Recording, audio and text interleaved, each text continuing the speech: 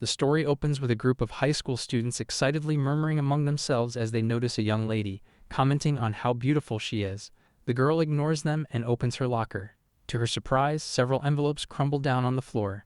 But the guys are not surprised, since the young lady seems quite popular among boys who are unable to ask her out face to face. Instead, they pour out their hearts in the form of a letter. But the indifferent lady mercilessly rejects all of them and isn't particularly close to the other girls. She is revealed to be Takarabi Tsukushi and seems like a lone star to the boys. As she femininely trots away, the boys moon over her, comparing her to a flower and a doll. Nevertheless, an aura of mystery surrounds her. The scene shifts to a house where her friend teases her for always being the center of attention and calls her out of reach Tsukushi-chan. Annoyed, she condemns her for being unreasonable, but is quite helpless in this regard since humans don't appeal to her. Her friend ruffles her hair playfully, pulling her leg more. But in reality, she has varied rules of attraction since childhood and has a mysterious affinity towards snakes. Most teenagers dream about celebrities. She chose reptiles. The fact was revealed during her childhood visit to the zoo, where she first felt a bizarre comfort in their scaly, slithering bodies and bright pupils. The girl was smitten at first sight. At the moment, her eyes sparkle strangely as she daydreams about a huge, attractive python and its unique way of catching prey. Her friend is slightly grossed out and suggests she should just keep a snake as a pet instead. However, she insists she wants to find her knight in shining scales when she grows up. Back at school, the curious whispers continue, but Takarabi's fascination with snakes remains unchanged, and she prefers to keep to herself. Soon, the school is buzzing about a change in their modern Japanese teacher. For once, the gossip isn't about her snake obsession. The girls excitedly imagine a young, handsome teacher, while Takarabe, uninterested, would rather watch a snake documentary while hugging her snake plushie. Unexpectedly, a nervous-looking young man wearing glasses bursts into the classroom, clearly flustered. He introduces himself as Kagami Hajime, their substitute teacher. The teacher appears to be unusually clumsy as he bumps his head again. The other classmates check on him anxiously, but he rubs his neck with a sheepish smile, assuring everyone of his well-being. For some strange reason, the otherwise aloof Takarabi is forced to stare at him wide-eyed. Her heart clearly missed the memo about only liking snakes. Her heart begins to pound fiercely while her cheeks turn tomato red with emotion. She is unable to comprehend her own condition since it seems similar to her very first encounter with a serpent in childhood. Out of the blue, the teacher also gazes in her direction, and their eyes meet. He grins at her sheepishly, making her heart pound wildly. The following night, her friend teases her again for finally discovering human love. Takarabi appears shocked to learn that her feelings are so evident on her face. Nevertheless, she weakly protests about Kagami being a human and not meeting her standard. Her friend expresses happiness yet again, and the latter squeals in embarrassment. Takarabi is quite confused about her feelings since, unlike her classmates, she has hardly fallen for anyone other than the slithering reptiles. The next morning, while fiercely scrunching the tumbling love letters in her hand, she vows to check on her feelings, which she believes are only reserved for snakes. She is so self-absorbed that she doesn't realize the many longing sighs and yearning stares on her. Later, the poor Kagami Sensei is being teased and bullied by Takarabi's classmates, especially the girls who seem to have gone bananas over him. Being attractive at this school looks surprisingly exhausting. After observing him for a while, a flushed Takarabi is forced to reaffirm her feelings for him. She realizes that although his voice is a whisper and his appearance is quite sleazy, she still cannot help being drawn towards him. She cannot believe that she is defying her own rules of attraction. She hurries down to the library to return a book that she keeps forgetting in this chaos, and tries to pull herself together. Fatefully, she almost runs into him, and both seem flabbergasted by that unexpected collision. After a brief talk, they both decide to part ways. A perfectly normal interaction, which of course could not stay normal. But deep down, something compels Takarabi to elongate this brief encounter. In her desperation, she remarks about his unironed tie. Poor Sensei becomes bashful at her sudden attack, so she abruptly mends her attitude and offers to iron the tie for him. His face brightens up instantly, and he bashfully admits to his unkempt ways due to having limited time. He is apprehensive about asking her for the favor, but she eagerly agrees. As he loosens his tie around the corner, a flushed Takarabi is run down by an emotional surge. She gets a peek at the skin beneath his neckline and assumes it has a large, almost scaly scar. He quickly hands her the tie, and their fingers accidentally brush against each other. He nervously apologizes, but she cannot help but feel the unusual dryness of his skin. He expresses relief at finally getting someone to talk to, and she can see how nervous and sweaty he is. Unable to take it anymore, she suddenly grabs his shoulder, gets dangerously close to him, and confesses to him. She honestly expresses being smitten by him at first sight. A panic-stricken Kagami tries to stop her, but then, unable to control himself, pushes her. To her horror, A magnanimous tail swishes out of his behind, his facial skin turns dark and scaly, and his canines become more defined. On the bright side, her taste in men finally started making sense. A dumbstruck Takarabi just stares at the sensei. Instantly, Kagami turns into a precarious python, sinisterly opening its cave-like mouth to gobble her up. She lets out a blood-chilling scream and then thankfully finds herself on her bed, with her phone alarm beeping continuously. She tries to digest the fact that she had been dreaming that all along. She doubts her own mental health, picturing her crush turning into something she is obsessed with. Even while heading towards a committee meeting, her mind is occupied, and then she suddenly spots him standing all alone. A very normal morning. Just your crush becoming a giant snake in your dreams. She observes him thoroughly and doesn't find any python-like features on his body. Relieved, she approaches him and greets him nervously. A shocked Kagami turns around, and almost instantly, his large scaly tail appears, making her think her fantasy has become real. Later, she finds comfort in a nearby garden and expresses her doubt that he is actually a normal human. He sadly reveals that he is over 2,000 years old. Confused, Takarabi tries to calculate the age gap between them, while he explains that he is a mythical creature who has been passed down in human legends for ages. He explains the powers of such creatures and how they have been worshipped and offered sacrifices. He suddenly transforms fully into a huge python and calls himself a man-eater. Her face becomes dark with fear as it ominously draws itself towards her. But then she turns awestruck, staring at him with twinkling eyes.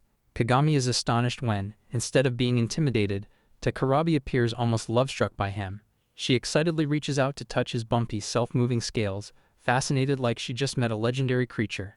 Most people would run. Takarabi wanted to pet him. She begs him to let her touch him a bit, but the latter exercises restraint, trying to explain his POV. But a passionate Takarabi is adamant about getting close to him. An uptight Kagami tries to calm her down. Nevertheless, her hand slides on his rough, scaly snout, and she gets closer to him in a daze.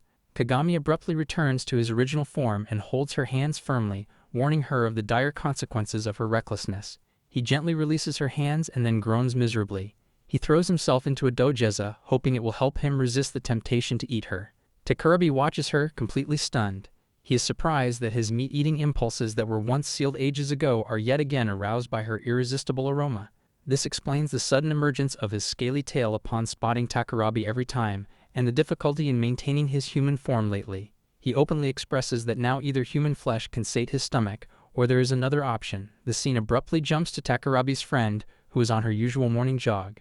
The story wisely changed locations before anyone asked follow-up questions. She anxiously checks her phone, wondering about Takarabi's whereabouts. Back to Takarabe, who is disgusted to hear the other option and pictures herself being ardently licked by his scaly tongue. He assures her that he will stay within his limits since he has vowed not to devour human flesh again. Like a bolt from the blue, they hear Takarabi's friend looking for her. Both are panic-stricken at her sudden arrival. Meanwhile, Muji is certain that she heard Takarabi's voice coming from behind the bushes. She tries to trace her location by ringing her number, and instantly, Takarabi's phone begins to dance merrily, nearly giving her a heart attack. As the ringtone hits Muji's ears, she begins to walk in its direction. A flabbergasted Takarabi is worried about the exposure of Kagami's tail. Although he tries to calm her down, she impulsively invites him to use his tongue on her so that his human form is retained. A shocked Kagami shows strong reluctance, but since time is slipping away, Takarabi urges him to do so, but quite carefully. As Muji's footsteps draw nearer, the panic between the duo rises. Their emergency planning skills could use some work. Kagami obeys her and begins to gently run his tongue across her neck to suppress his instincts. Soon, Muji approaches him and finds Kagami-sensei stooping towards the bushes. She anxiously inquires about Takarabi's whereabouts, but he denies seeing her anywhere. She looks at him suspiciously, as he seems to be playing with the leaves. With a bashful chuckle, he shows her the weeds, indicating his recent activity. Muji decides to leave him alone with his bizarre endeavors, thinking that he might be fond of grazing. An explanation so strange that it somehow worked. As she leaves, it is revealed that the gigantic Kagami is actually shielding a petite Takarabe, perfectly camouflaging her. His calm facial expression reveals his success in hiding his reptilian form, but Takarabe is left stunned by an emotional surge. Her silence perturbs him as he wonders whether he has accidentally scratched her. Deep down, she is compelled to compare her current feelings with those she had when she had the first contact with a serpent. She calls out to him so abruptly that it makes him jump out of his skin. She decides to allow him to use his tongue as needed so that he is able to camouflage his snake-like features and, at the same time, avoid eating humans. That may be the most creative nutrition plan ever proposed. Kagami is taken aback, but she gradually pulls him closer and declares herself as the source of his emergency food supply. A jittery Kagami has difficulty accepting her absurd offer, but she asks him repeatedly. He grits his teeth in helplessness and then finally surrenders to his urges. The next day, during lunchtime, a fellow teacher, Okuba Sensei, invites Kagami to have lunch with him in the cafeteria, but the latter refuses. Okuba is struck by lightning and begins to probe him for the abrupt refusal. His interrogation becomes so intense that a terrified Kagami finds it best to flee the scene. After he has run away, Okuba and another fellow teacher discuss his awkward behavior and the reason he has stopped joining them for lunch lately. The lady teacher suspects him of having someone special in his life. Meanwhile, Kagami finds Takarabi in a deserted room and nervously inquires about her lunch plans since he is a bit late. For a man over 2,000 years old, he was surprisingly bad at dodging questions.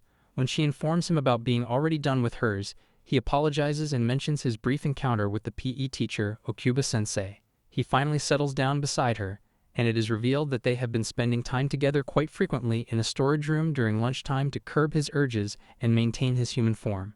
However, the awkwardness between them persists, as Kagami-sensei is still apprehensive about using one of his students to finish his hunger. Currently, his stomach lets out a beastly growl. He refers to himself as irresponsible for losing control of his instincts around her.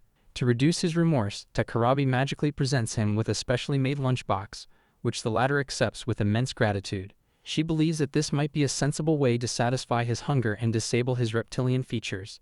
Nothing solves supernatural problems faster than a homemade lunch. Kagami feels ashamed for causing trouble for her, but she refuses to judge him.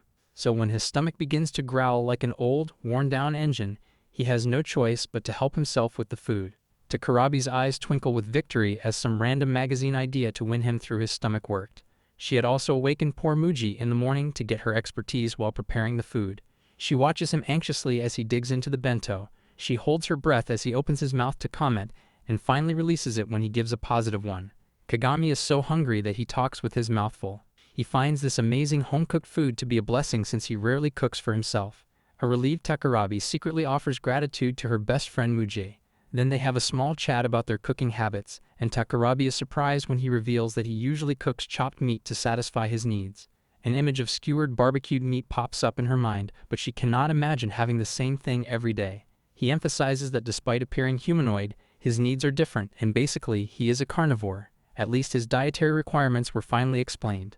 Takarabi is a bit perturbed to hear that, because even she can be termed as his prey. The next day, Kagami joins his hands in gratitude when another lunchbox is presented to him. He is pleasantly surprised when he learns that Takarabe has specially prepared grilled chopped meat for him. She smiles in relief, and then he tells her to put her hand in front. As a token of thanks, he presents her with a cough drop, and the latter accepts it as if it were some precious jewel. But more than that, he lauds her cooking a lot, terming it his most delicious meal to date. The competition included centuries of meals, so that was quite a review.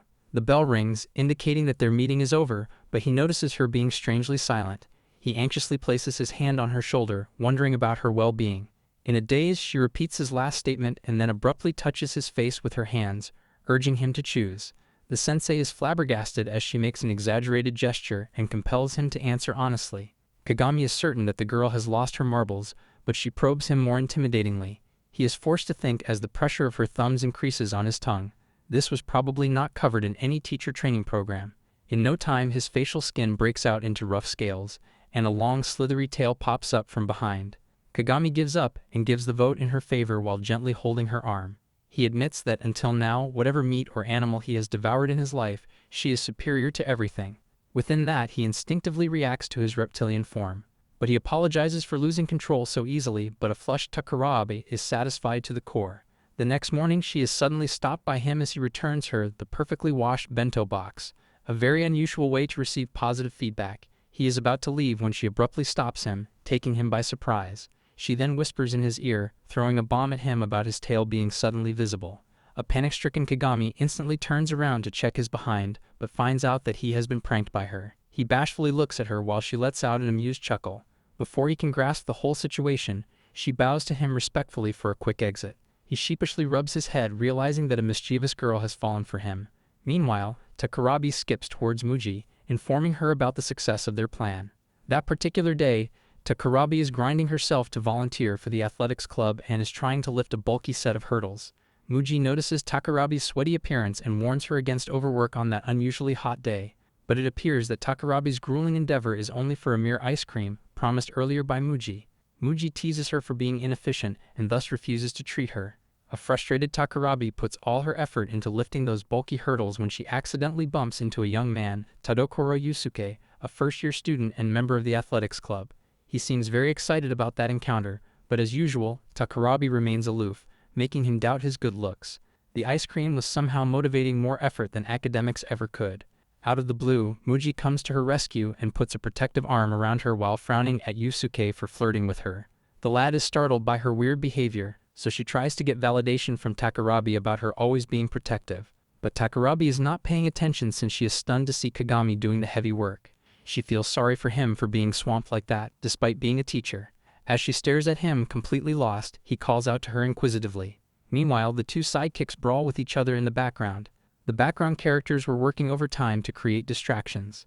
Takarabi instantly thanks him for his aid, and the latter comments on the unusually hot weather to cover his nervousness. She anxiously assumes his natural inability to handle extreme heat, just like regular snakes. He admits to her statement since he doesn't sweat like normal humans, but still, it's much better than being in his regular reptilian form. Instantly, Takarabi pictures him as a colossal, magnificent python and recalls the only time she had seen him as one. He mentions his irritated skin from the intense heat, especially around the neck, and, to prove his point, he pulls back the collar slightly, revealing a glimpse of reptilian, scaly skin. Takarabi's heart nearly jumps out of her chest as emotions overpower her. Most people notice a neck. She noticed premium reptile details. Although Kagami has turned his attention to the two clowns, Takarabi has this sharp itch to tell him about those scales. She is really worried about his secret being exposed, but is too overwhelmed to tell him. His attention is still diverted, and he doesn't realize that his nape is completely becoming scaly. Making up her mind quickly, Takarabi grabs him by the collar and quickly pins him to the wall so that the back of his neck is hidden. Both Muji and Yusuke are stunned by her behavior, but even more, a panic-stricken Kagami smells something cheesy from her side. As she touches his scaly nape, he hastily reminds her of being in public and her inappropriate advances.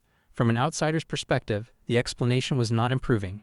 It is then that she quickly explains the critical situation he is stuck in, and a terrified Kagami touches his nape nervously.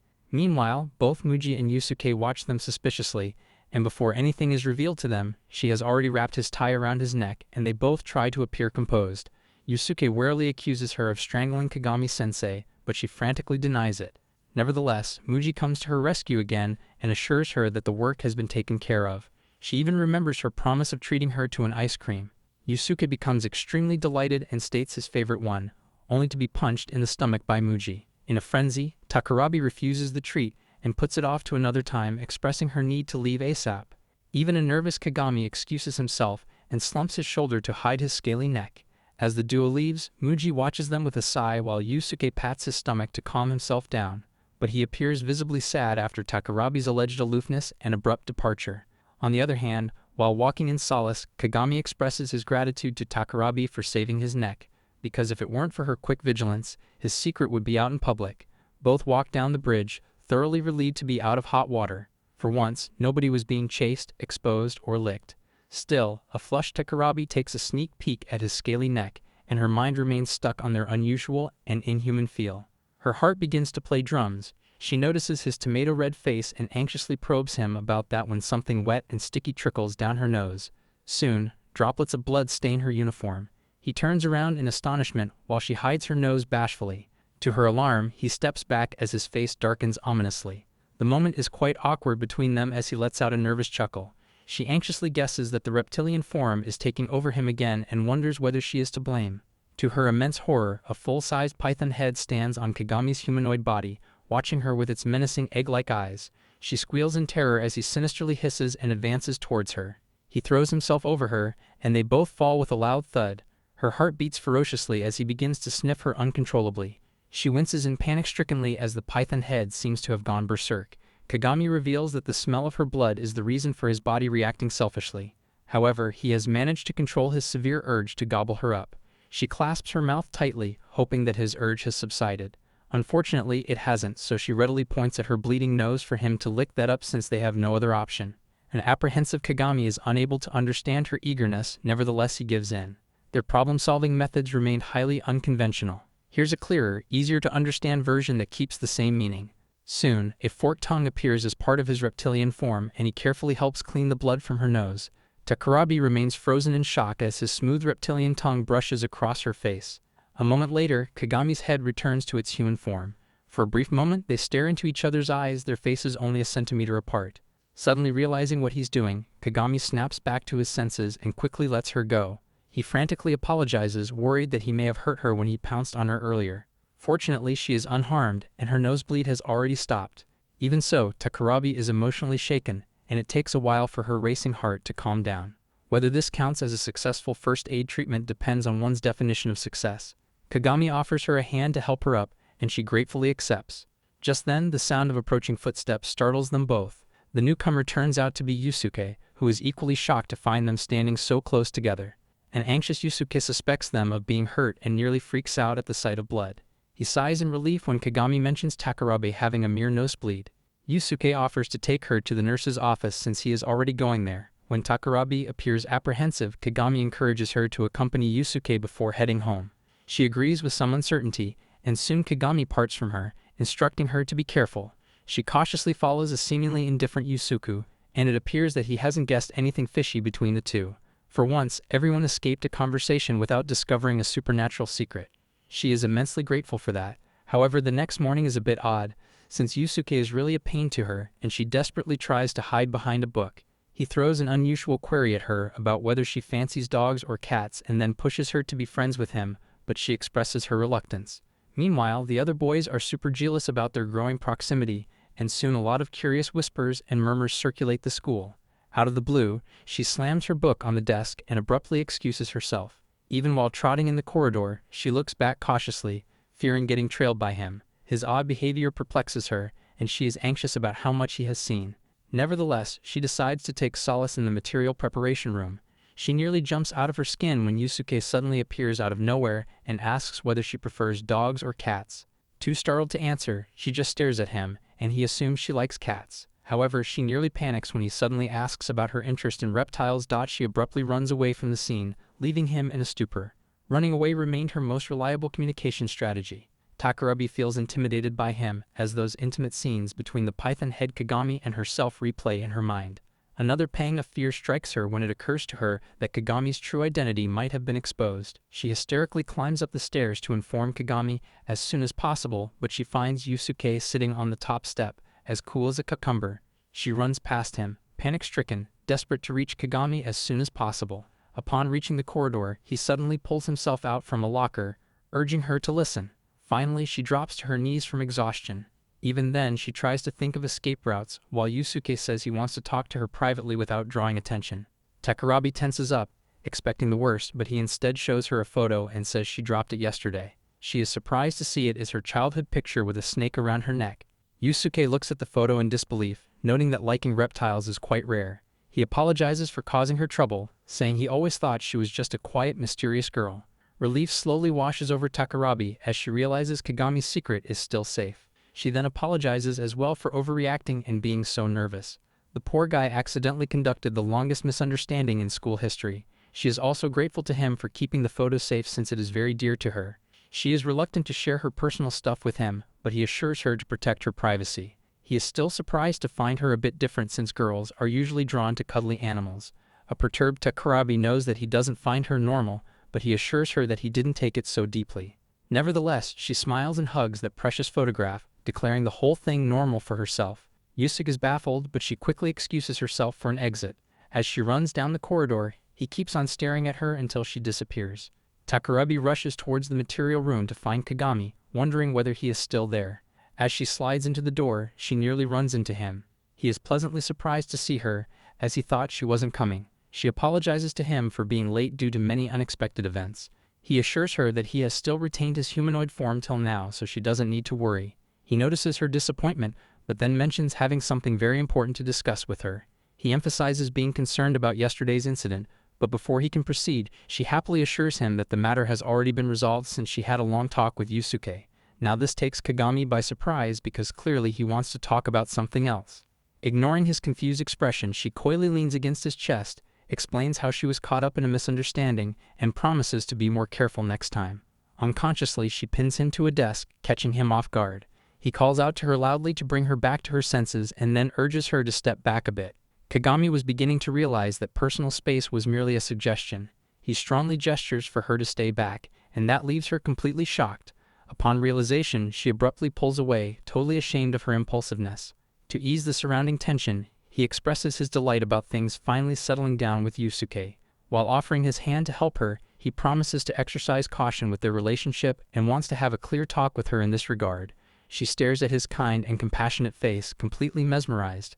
Gathering herself together, she curiously urges him to pour out. He gently comes closer to her and suggests putting their whole emergency food rationing relationship to an end. After a few days, Muji can be seen blabbering about Yusuke and his recent brawl, and then ends up making fun of him with a loud chuckle. However, Takarabi has dozed off in the meantime and wakes up abruptly at Muji's calling. Muji is concerned since they have gathered after a while to eat together, and her friend seems quite exhausted. Takarabi apologizes sheepishly and admits that something is on her mind that has given her sleepless nights lately. Muji guesses that it might be related to Kagami, and on hearing his name, the milk she has been drinking gets stuck in her throat, and she begins to cough wildly. Her reaction perfectly indicates that Muji has hit her weak spot, and the latter smiles at her meaningfully. Subtlety had clearly packed its bags and left the room. Takarabi gets frustrated after being caught off guard, but Muji keeps asking her more about it. Nervously, Takarabi admits that Sensei has been avoiding him lately and gives examples of how he refuses to meet her and is barely seen at school. Muji is shocked to hear this. Seeing Takarabi upset, she reminds her that their relationship is only between a student and a teacher, and that Kagami could get into serious trouble if he gets too close to a student. Takarabi is still unsure, so he tries to comfort her by putting an arm around her and reminding her how she has always been very honest about her feelings since childhood. Muji had apparently kept a complete archive of embarrassing memories, but every time she had managed to get over the phase and move on. She is too embarrassed to be reminded of those cringeworthy times to Muji's amusement. He declares honesty as one of Takarabi's best qualities, and this makes Takarabi ponder for a moment. Then, abruptly, she stands up and firmly decides to confront Kagami. Muji doesn't seem very pleased about that, but Takarabi is adamant about digging into his feelings for her, since being a worrywart won't make things right. Out of the blue, Yusuke pops up from the window, and it appears that he has been eavesdropping on them for a while. Windows continued serving as Yusuke's preferred entrance. He informs them of spotting Kagami a few moments back and offers to reveal his whereabouts. On getting Takarabi's affirmation, he reveals that he saw him in the nurse's office. Then his voice turns into a whisper as he gravely reveals Kagami discussing eating habits with Akamatsu-sensei in solitude. Takarabi yells in sheer shock upon learning that, and menacingly pressures him into revealing more. A confused Yusuke reveals a trailer of their conversation, pushing her further into a panic-stricken state, as Akamatsu is a long-haired, beautiful woman. Yusuke throws another bomb at her by mentioning the considerable proximity between the two teachers. The investigation somehow got more dramatic with every sentence. Seeing Takarabi's long face, Yusuke instantly offers his shoulder to her to cry upon to Muji's distress. He starts comparing his appearance with Kagami's, including mentioning his 2 moles, but Takarabi ignores him and heads toward the nurse's office. Yusuke and Muji are surprised by her boldness, but Takarabi is determined to confront Kagami. He quickly follows her, leaving Yusuke behind. Soon, all 3 of them are outside the nurse's office, leaning in to eavesdrop on the conversation inside, which draws attention from others around them. Takarabi hears soft voices and realizes Kagami is inside, but she can't clearly understand what they are saying. Nothing attracts attention quite like trying not to attract attention. She leans hard to concentrate more with a pounding heart and hears Akamatsu advising Kagami to eat as much as possible and that he should try new stuff to avoid getting bored. Kagami seems apprehensive as the latter urges him to eat as much as he wants. Takarabi gets struck in her heart, fearing whether a third person also knows his secret. However, Kagami seems quite nervous about accepting her advice, but the latter seems to keep on luring him, possibly towards herself.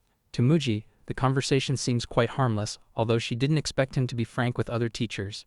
However, she becomes concerned, looking at Takarabi's completely drained demeanor, and assumes her to be sick. Meanwhile, Takarabi's imagination was writing its own separate storyline. She quickly decides to get her inside for a quick examination, but Takarabi starts overthinking and imagines the worst. Unable to hold back anymore, she suddenly rushes into the room, surprising both Kagami and Akamatsu. Even Muji tries to stop her, but it's too late. She grabs Kagami's face and looks straight into his eyes.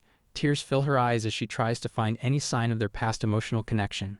Kagami is shocked and tries to explain, but Takarabi has already moved closer and clings to him, not listening. He furiously warns her against her actions, but she collapses and faints on his knees.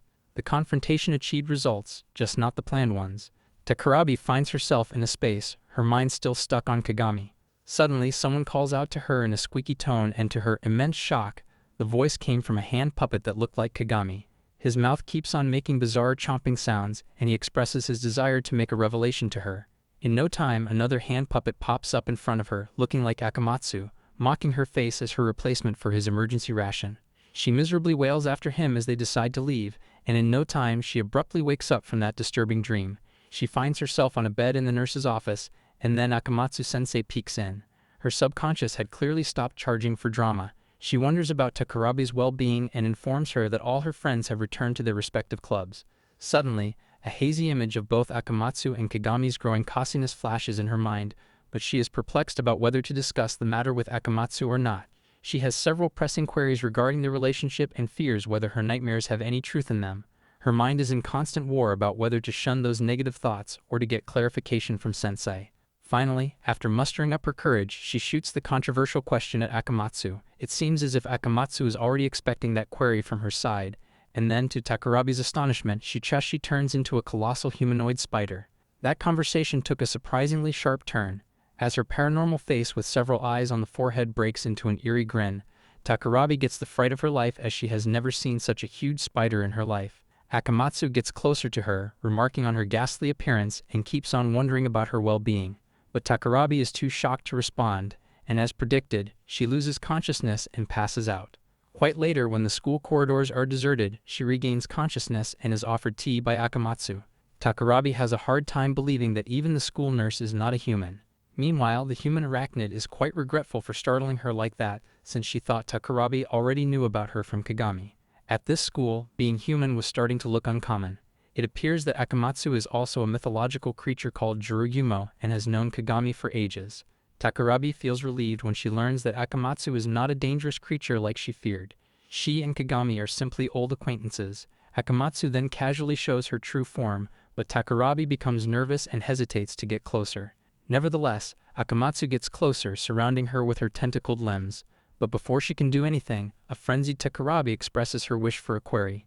Instantly, the door rattles and Kagami enters, apologizing for being late. He is here to see Takarabi and is shocked to see her entangled in a web of spider legs. He almost has a heart attack, thinking Takarabi is being held captive. Kagami quickly clears up the misunderstanding by calmly praising Akamatsu's beautiful legs and how soft and furry they are.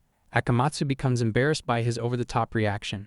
Kagami assumes the two have already properly met, but Akamatsu scolds him for not introducing her to Takarabi earlier. When he doesn't come up with a satisfactory answer, Akamatsu tries to dig in deeper by pulling his collar.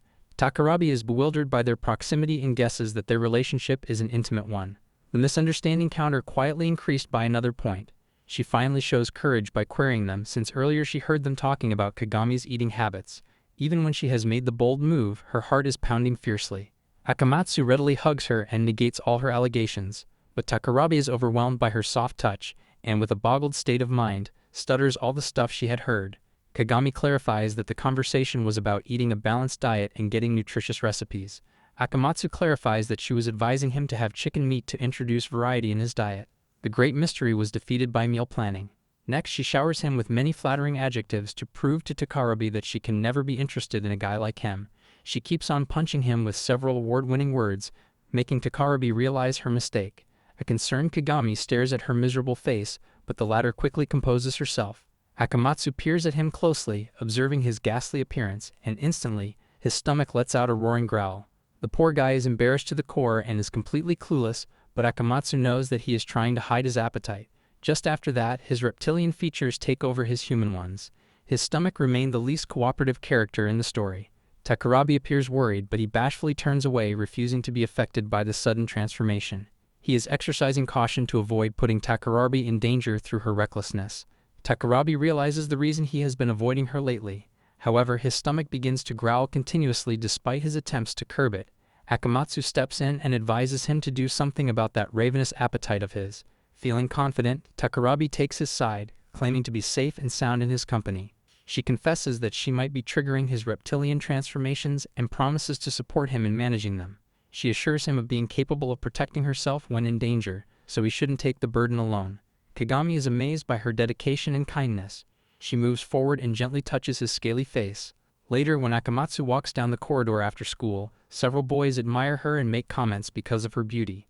However, she scolds them and tells them to go home. Soon, Yusuke approaches her asking for a bandage, but he actually came to talk to Takarabe about something important. It is then revealed that Yusuke is Akamatsu's younger brother, because apparently, one surprise per chapter was the minimum requirement. Here I am, know it's been a while. I was in denial about my love. Here I stand, I know I walked away.